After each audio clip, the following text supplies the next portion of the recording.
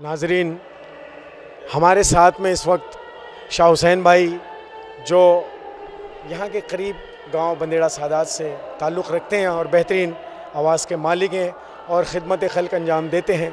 अज़ादारी के हवाले से भी, महफ़िल के हवाले से भी शायर अहले बैत जनाब शाह हुसैन भाई यहाँ पर मौजूद हैं, वो अपना इज़हार ख़याल करेंगे। हज़रात, मैं शाह हुसैन भाई, आप ये बताइए कि आप तो बहुत करीब रहते हैं, आपने बड़ी ख़िदमत की हैं और यहाँ पर आप बचपन से आते होंगे और यहाँ के ज़ायरीन में तब्दीलियाँ, यहाँ के जो डेवलपमेंट में तब्दीलियाँ आपने देखी माशाल्लाह, जो आज हो रहा है। हम भी काफ़ी दिनों से आ रहे हैं, हमने भी बहुत कुछ देखा।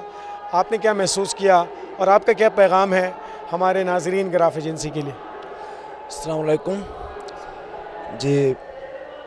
देखिए, मौला का अज़ादार कहीं भी हो, किसी भी हालत में हो, वो कभी किसी चीज़ से परहेज़ नहीं करता है।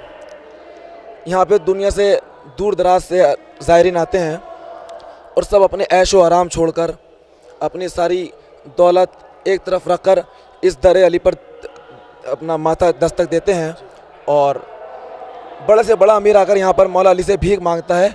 यही वो दर है जो 40 दरों से बांटता है। और मैं यही कहना चाहूँगा कि जितने भी ज़ायरीन आते हैं सब अपनी मन्नत मुरादें लेकर आते हैं और ये दर ऐसा है कि जो हर किसी की मुराद खाली हाथ नहीं लौटाता इधर से। बेशक भाईजान, मैं चाहूँगा कि आप कुछ मिसरे सुनाए मौला कायनात के हवाले से, जो पैगाम की सूरत में और मौला की मदह की सूरत में ग्राफ एजेंसी के लोगों तक पहुँचे। ज़रूर।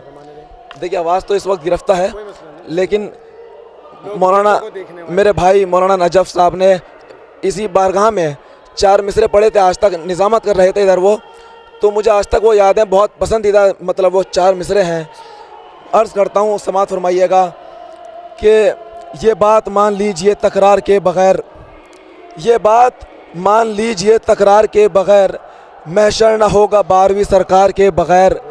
कायम वहाँ लगाएंगे अब्बास का अलम, कायम वहाँ लगाएंगे अब्बास का अलम, काबा बना है इसलिए मीनार के बग़ैर। क्या कहने, सुभान अल्लाह।